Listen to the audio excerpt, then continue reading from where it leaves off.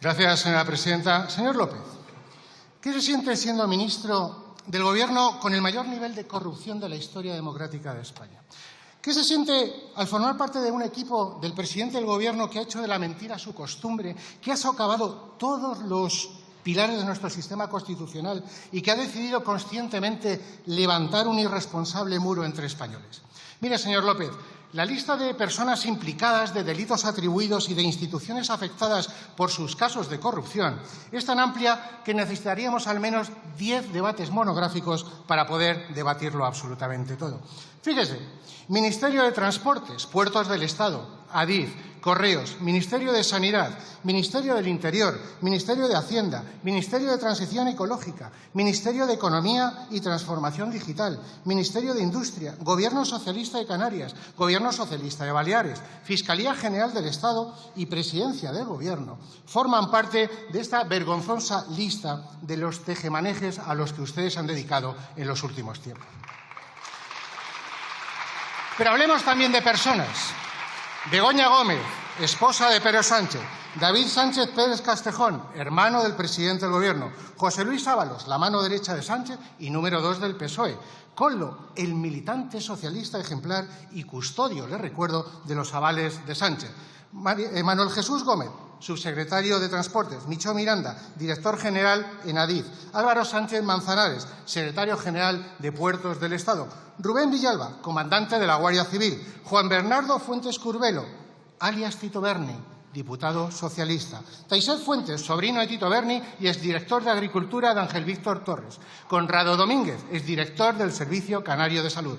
Francina Armengol, presidenta del Congreso. Ángel Víctor Torres, ministro de Política Territorial. Teresa Rivera, exministra de Transición Ecológica. Reyes Maroto, exministra de Industria. María Jesús Montero, ministra de Hacienda. Salvador Illa, exministro de Sanidad. Fernando Grande Marlaska, ministro del Interior. Rafael Pérez, secretario de Estado de Seguridad. José Antonio Rodríguez, responsable del Gabinete de Coordinación del Ministerio del Interior. Carlos Moreno, jefe de gabinete de la señora Montero. Juan Ignacio Vidal, exjefe de gabinete de Reyes Maroto en Industria. Víctor Francos, exjefe de gabinete de Salvador Illa. Isabel Pardo de Vera, expresidenta de Adif. Francisco Toledo, expresidente de Puertos del Estado. O Juan Manuel Serrano, expresidente de Correos y amigo personal de Pedro Sánchez.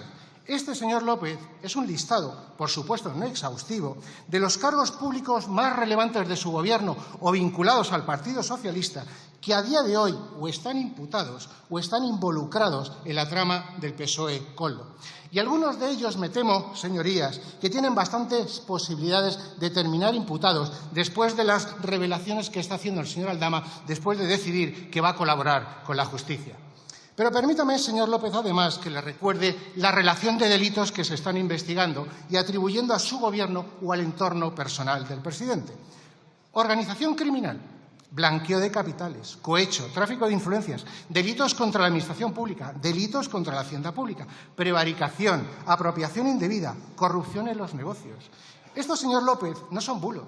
Esto no son invenciones del Partido Popular ni de lo que ustedes llaman pseudomedios. Estos son acusaciones que se producen en el marco de las investigaciones que está llevando a cabo la Fiscalía Europea, la Audiencia Nacional, el Juzgado de Instrucción número 7 de Canarias o el Juzgado número 3 de Badajoz.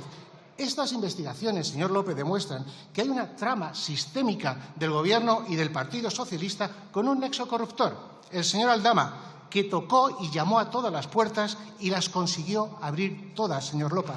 Las abrió absolutamente todas, desde las mascarillas a los hidrocarburos. Pero fíjese, señor López, no sé si se ha dado cuenta que del listado de personas afectadas faltan un par de nombres. María Cristina Álvarez, directora de programas del gabinete, y el suyo, señor López, que como anterior director de gabinete tiene mucho que decir y tiene mucho que callar. Porque a usted le han nombrado ministro por dos motivos. Para tapar lo que pueda en Red.es y controlar los medios, además de intentar cubrirse las espaldas, porque usted también está concernido por 3 escándalos inadmisibles en una democracia. El caso Begoña Gómez y Barrabés, el caso Begoña Gómez, la cátedra y su asistente, y el caso del fiscal general del Estado por la violación de los derechos de un ciudadano. Así que hablemos, por ejemplo, del caso Barrabés. Mire, Red.es, que depende ahora de usted, el 30 de julio del año 21, cuando usted ya era director del gabinete, adjudicó 4 contratos a la empresa del señor Barrabés, Innovanext, por valor de 10 millones de euros. Y estos contratos, y no es un bulo, están investigados por la Fiscalía Europea por 2 cosas, fundamentalmente. Porque Begoña Gómez remitió un par de cartitas de recomendación a favor de la empresa Innovanext y porque la manera de valorar las ofertas que dio como resultado una adjudicación más discutible en la que la propia Audiencia Provincial dejó claro que existe, escuche bien, una conducta racionalmente sospechosa. Esto tampoco es un bulo. ¿Saben lo curioso de estas adjudicaciones? Pues que la parte subjetiva de las valoraciones representaba el 40%, la parte objetiva económica el 60%. Pero resulta que primero se valoraba la parte subjetiva con una fórmula de normalización que hacía que el que quedaba primero se le redondeaba el alza a la nota y se le ponía un 10. ¿Saben cuántos puntos sacó la empresa de Barrabés de media?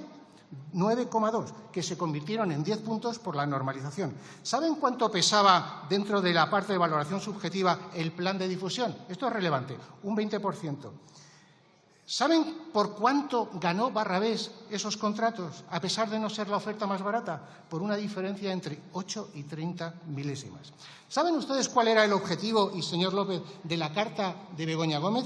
Lo leo literalmente porque es muy revelador. Mostramos nuestra intención de colaborar activamente en la difusión de la convocatoria de nuestro ámbito de actuación. Es decir, señor López, la carta de la señora Gómez no era un mero certificado de cumplimiento, era un compromiso de participación en la ejecución del contrato. Y tienen ustedes, por lo tanto, señor López, toda la razón. Esto no era una carta de recomendación, es verdad, era una declaración de interés, claro, porque lo que había era un interés directo de Begoña Gómez en ser parte del plan de difusión del señor Barrabés. Y por eso quería que le adjudicasen el contrato a la empresa Innovanext. De hecho, fíjese, señor López, las cosas que dice el informe de valoración. Involucra en su visión asociaciones, instituciones y empresas tecnológicas, articulando un proceso de selección de participantes completo y ordenado. Es decir, Begoña Gómez era una de las instituciones involucradas en el programa de captación y difusión del plan del señor Barrabés. Así que, teniendo en cuenta esto, señor López, y usted ya era jefe del gabinete, ¿podría decirnos si usted fue informado de la adjudicación de esos contratos por parte de Red.es, teniendo en cuenta el especial interés que había mostrado la señora Gómez?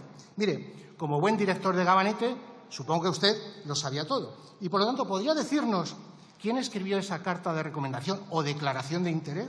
Tal vez fue Cristina Álvarez, jefa de programas del gabinete. ¿Habló usted con el señor Barrabés por cualquier medio el 1 o el 2 de abril del año 24? ¿Le planteó usted al señor Barrabés que sacase a Begoña de la ecuación para protegerla del escándalo? Por cierto, ¿cuándo recibió usted el encargo del presidente del Gobierno de hablar con el señor Barrabés para proteger a Begoña Gómez, teniendo en cuenta que cuando usted habló con el señor Barrabés todavía no se habían publicado las cartas de recomendación? ¿Es que eso significa que ustedes ya sabían, antes de que se publicaran, que el escándalo iba a salir y que existían esas cartas? Explíquelo, señor ministro. Pero mire, pasemos a María Cristina Álvarez. Todos damos por cierto que, evidentemente, usted, como jefe de gabinete, no hacía nada sin el conocimiento del uno. Y, por supuesto, en el gabinete nadie hacía nada sin su autorización y sin conocimiento. Así que lo que todos queremos saber es si usted conocía que la directora de programas asistía a Begoña Gómez en sus actividades privadas. ¿Cuál es el estatus jurídico y personal de Begoña Gómez dentro del Gobierno de España o de la oficina del presidente del Gobierno para que una directora de programas haga gestiones para las actividades empresariales y particulares de la mujer del presidente del Gobierno? ¿Lo autorizó usted? ¿Cuáles son las funciones de la dirección de programas del gabinete?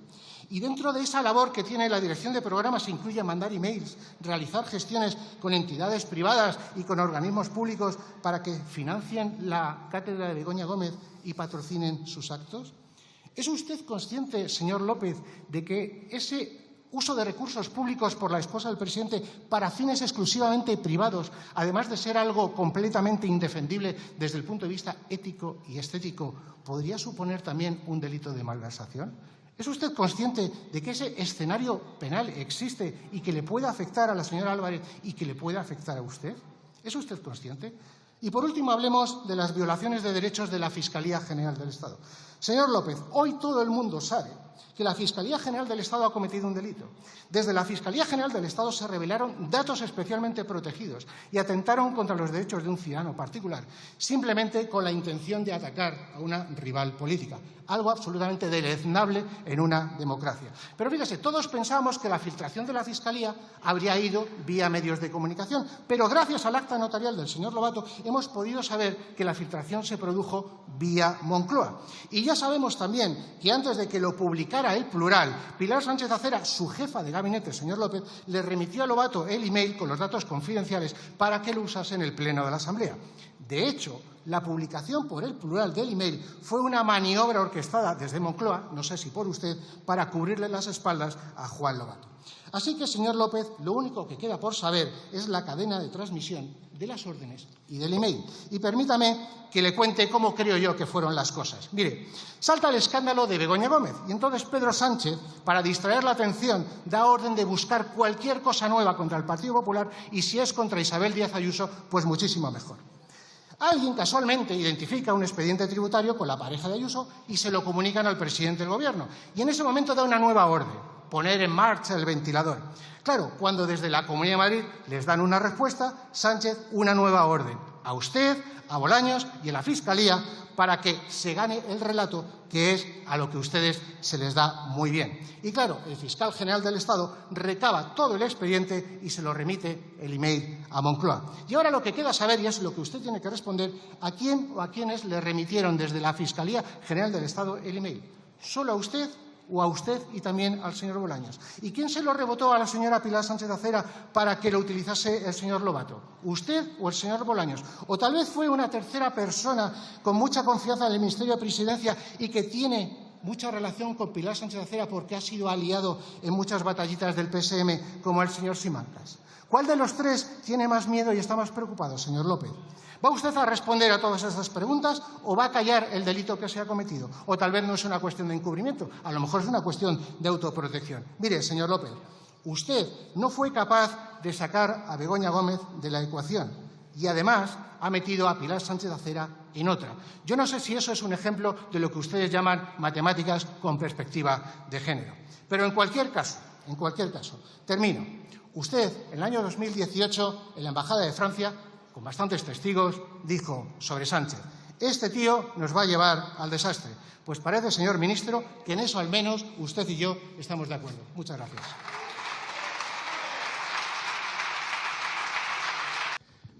Gracias, señora presidenta. Señor López, ha presumido usted de su gestión en el Ministerio. ¿Por qué no nos cuenta por qué, por ejemplo, en la gestión de los PERTES chip de 12.200 millones de euros solamente han ejecutado 180, el 1,5%. ¿Está usted orgulloso de eso? ¿Está usted orgulloso, por ejemplo, de que, tal y como pone de relieve el prestigioso índice de Georgetown, España ha pasado de ser el quinto país más seguro y de mejor calidad de vida para las mujeres a ser el 27? ¡Viva el feminismo progresista! Les recuerdo, además, que de acuerdo a los índices de calidad democrática más relevantes, como The Economist, VDEN, Freedom House, The Economist, ahora que les gusta a ustedes mucho, hemos perdido posiciones en calidad democrática. Y les recuerdo, ya que habla usted de prosperidad, que hoy los españoles somos mucho más pobres que hace 6 años. En el año 2017, la renta media española representaba el 93% de la renta europea.